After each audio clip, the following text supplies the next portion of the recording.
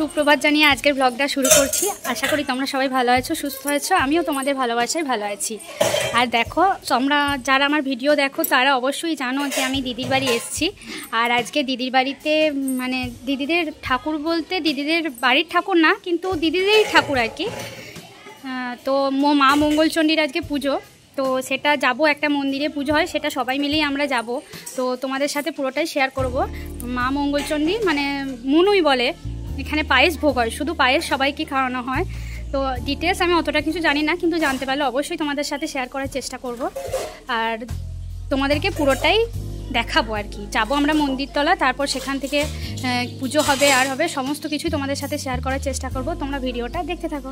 পুজো উপলক্ষে দিদির বাড়িতে সবাই এসেছিল বলতে দিদির দুটো ননদের মেয়ে, জামাইবাবু আর কি, দিদির নন্দাই সবাই মিলে এসেছিলো। এদিকে আমরাও ছিলাম, ছোটো মানি দিদি এদিকে শরবত করছিল, যেহেতু পুজোর ব্যাপার সকাল থেকে কেউ খাবে না, সেই জন্য শরবত করছিল।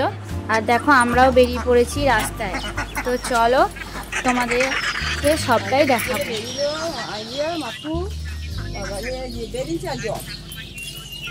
তো দেখো আমরা সবাই মিলে বেরিয়ে পড়েছি, মন্দির দিয়ে যাচ্ছি, রাস্তা দিয়ে হেঁটে। আবার মন্দিরে গিয়ে তোমাদের সাথে দেখা করবো। আবার পেছনে সবাই আসছে, দিদি ননুকে নিয়ে গাড়ি করে গেল, আর আমরা হেঁটে হেঁটে যাচ্ছি। আর কাছেই, খুব একটা বেশি দূরে নয়, তাও হেঁটেই যাচ্ছি। তো চলো মন্দিরে গিয়ে আবার পুজো সমস্ত কিছু তোমাদের সাথে শেয়ার করব। তোমরা ভিডিওটা স্কিপ না করে দেখতে থাকো।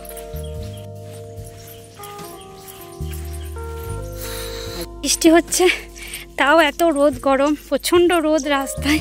আর এত রাত্রে হাঁটছি অনেকটাই, ভাবলাম একটুখানি, কিন্তু অনেকটাই। একবার বিয়ের আগে এসছি, আবার এই একবার, এটা নিয়ে দুবার।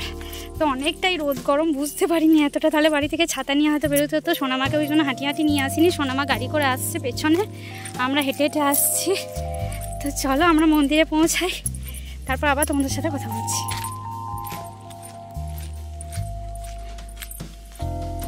দেখো এই বট গাছটা তোমাদের সাথে একটু শেয়ার করলাম, কত উঁচু, কত বড়। আর বটের গাছের নামালগুলো দেখছো কেমন মোটা মোটা ঝুলে আছে, মানে অনেক দিন পর আমি এরকম দেখলাম। আর দিদিদের এখানটা পুরো গ্রাম্য পরিবেশ একবারে, মানে যাকে বলে একদম গ্রাম।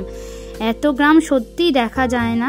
আর দেখো আমরা চলে এসেছি এই মন্দির, যেখানে বলছিলাম আমরা হেঁটে হেঁটে আসছি, সেই মন্দিরে চলে এলাম। আর এদিকে দেখো পায়েস ভোগ রান্না আর কি শুরু হয়ে গেছে, পায়েস ভোগ। এটা এরকম করি বাইরেই সবাই মিলে করে, মানে ছেলেরা করে আর কি। তো সেই জন্য এটা এইভাবেই করা হয়। তো তোমাদেরকে পুরো ডিটেলস আমি অবশ্যই জানাবো, দেব। তো আগে মন্দিরে ঢুকে পড়েছি, আগে পুজো শুরু হয়ে গেছে, সেটাই তোমাদেরকে দেখাচ্ছি। এটা কোনো মূর্তি নয়, এটা মা চণ্ডী, ভবানী চণ্ডী আর কি। তো একটু প্রণাম করে নিই আমরা, তারপর আবার তোমাদের সাথে দেখা করছি।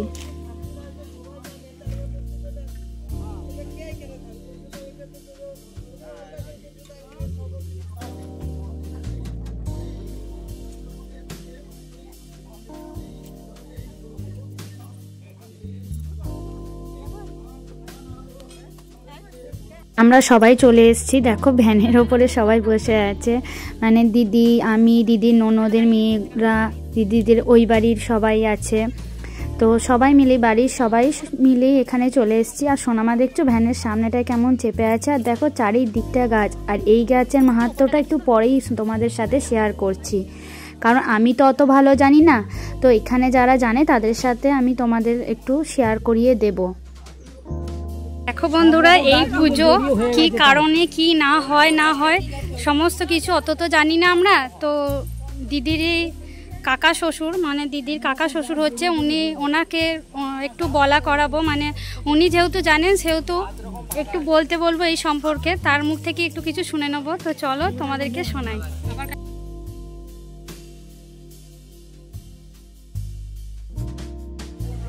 এটা আমাদের গ্রাম্য দেবী, এটা বর্ধমান রাজাদের প্রতিষ্ঠিত, যে 1,01টা চণ্ডী প্রতিষ্ঠিত হয়েছিল, তার মধ্যে আমাদের এই গুঠুলিয়া গ্রামের গ্রাম্য দেবী হিসেবে এই চণ্ডীটা বহু প্রাচীনকালে প্রতিষ্ঠিত হয়েছিল।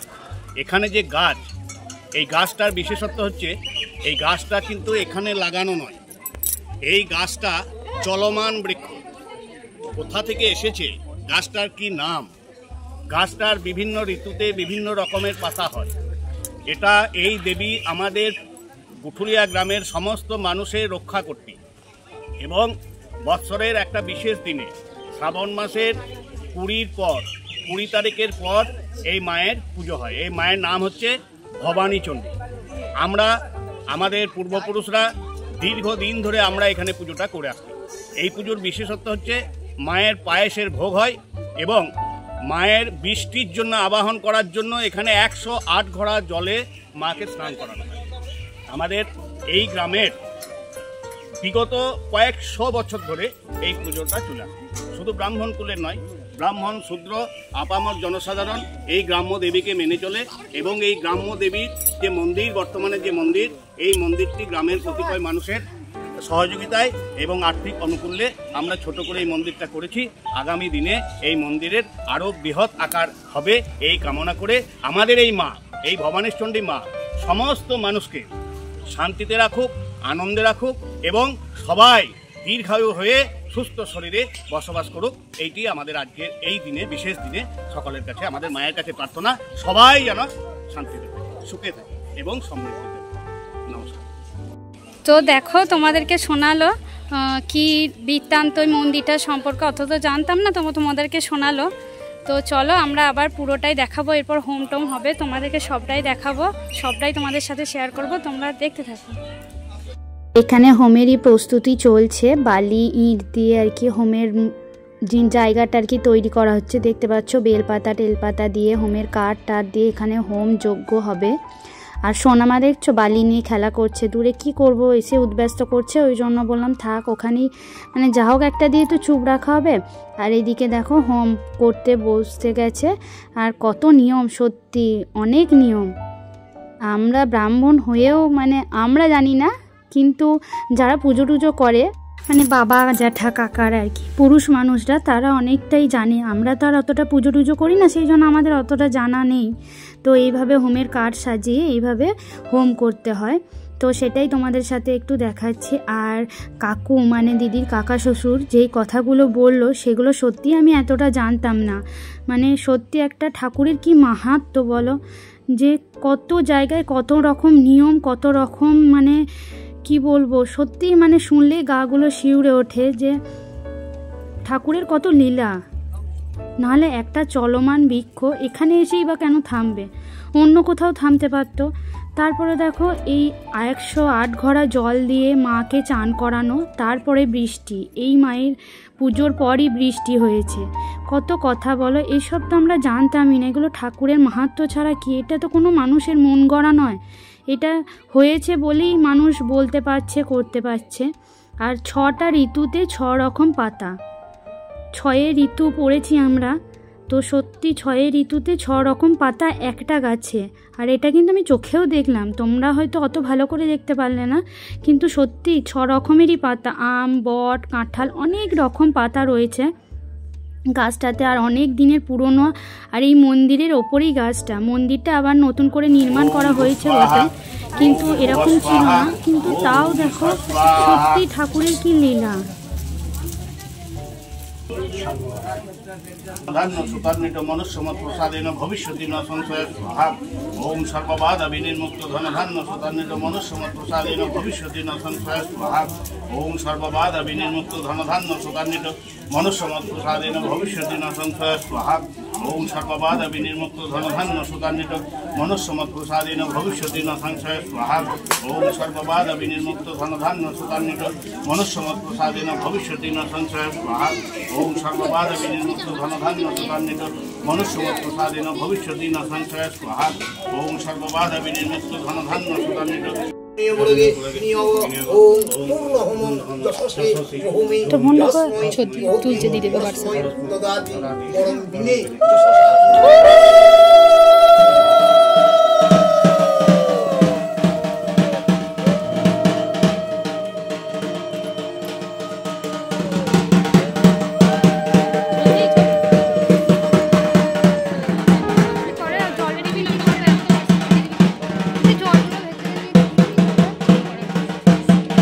তারপর এখানে সবাইকে শান্তির জল দেওয়া হচ্ছিল, মানে পুজোর শেষে এখানে যেটা শান্তির জল দেওয়া হয় সবাইকে, তো এটাই সবাইকেই দেওয়া হচ্ছিল মাথায় ছিটিয়ে শান্তির জল।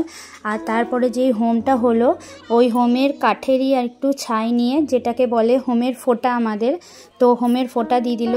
ছেলে হলে লম্বা করে দেয় আর মেয়েদেরকে গোল করে দেয় আর কি, এটাই নিয়ম। তো হোম হলো, তারপরে হোমের ফোঁটাও আমরা সবাই মিলে পড়লাম। হোমের ফোঁটা পড়তে হয় আমাদেরকে, সেই জন্য সবাই মিলে হোমের ফোঁটাটা পড়লাম। আর এদিকে দেখো অনেকে সবাই রয়েছে, বাড়ির সবাই, আশেপাশের সবাই এসছে, সবাই পুজোটার জন্য। মানে বললো না কাকু যে শুধু ব্রাহ্মণ নয়, ব্রাহ্মণ শূদ্র তাছাড়া অনেক মানুষই এখানে আসে, পুজো দেয়, পুজো দেখে, প্রসাদ গ্রহণ করে। আর দেখো এদিকে দিদি আমি পরে নিয়েছি, তাই দিদিকে বললাম আয় একটু দেখি। তারপর ননুও পরে নিয়েছে, আর এদিকে সোনামাকেও দেখালাম, সোনামাও পরে নিয়েছে, সবাই পরে নিয়েছি আমরা হোমের টিকা যারা যারা ছিলাম।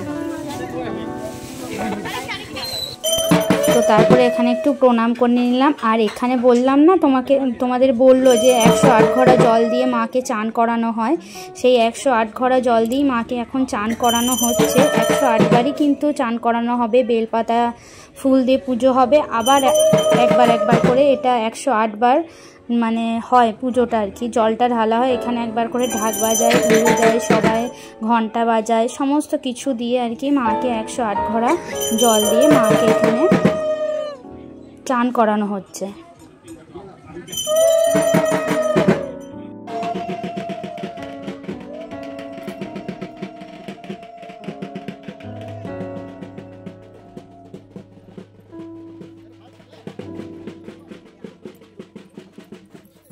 সম্পূর্ণ হয়ে গেল। তারপরে দেখছো যেটা 108 ঘড়া জল দিয়ে আর কি মাকে চান করানো হয়, সেই জলটাই এদিকে পড়ে, সেটাই চান জল হিসেবে সবাই খায়। তো সেই জন্য সবাই এখান থেকেই চান জল হিসেবে সবাই খাচ্ছে, সেই জন্য আমরাও খেয়ে নিয়েছি। সোনামাকে সবাই প্রত্যেকজনে এখান থেকে খায়, কারণ ওখান থেকে তো নিয়ে আসা সম্ভব হয় না, যেহেতু বললাম কোনো মূর্তি নয়, এমনি পাথরের ওপরে শিলা মূর্তি টাইপের, তো সেই জন্য এখান থেকেই সবাই চান জলটা গ্রহণ করে। আর তারপরে এখানে দেওয়া হচ্ছিল পঞ্চামৃত, চান জল নয় এটা পঞ্চামৃত, মানে 5 রকম জিনিস দিয়ে মেশানো আছে পঞ্চামৃত, খেতে খুব সুন্দর। তো আমরা খেয়ে নিলাম, পুজো টুজো সব কিছু কমপ্লিট হয়ে গেল। তারপর যেটা বলছিলাম পায়েস, এখানে ফলকুচি বা মিষ্টি প্রসাদ সেই সব নয়, এটা হচ্ছে পায়েস, মাকেও ভোগ নিবেদন করা হয় পায়েস দিয়ে। আর এখানে সবাই বসে পায়েস ভোগ খায়, বাড়িতেও নিয়ে যায়, কিন্তু আমরাও একটু বসে খেলাম পায়েস ভোগ, সবাই মিলেই বসে পায়েস ভোগ খেলাম। খুব সুন্দর কাজু কিশমিশ নারকেল সমস্ত রকম দিয়ে করে। আর পেছনে দেখো এরাও নিয়ে যায় বাড়িতে, বাটি করে নিয়ে যায়। আর তারপর আমাদের পুজো টুজো হয়ে গেল, মাকে প্রণাম করে এরপর বাড়ির পথে রওনা দিয়ে দিলাম। তো দেখো এদিকে দিদিরা মানে বাড়ির সবাই আর কি এরা যাচ্ছে, যেহেতু মন্দিরে অনেক জিনিস রাখা ছিল সেগুলো নিয়ে যাচ্ছে, আর আমরাও যাচ্ছি। আর তোমাদের ভিডিওটা কেমন লাগলো অবশ্যই জানিও। সবাই ভালো থেকো, টাটা।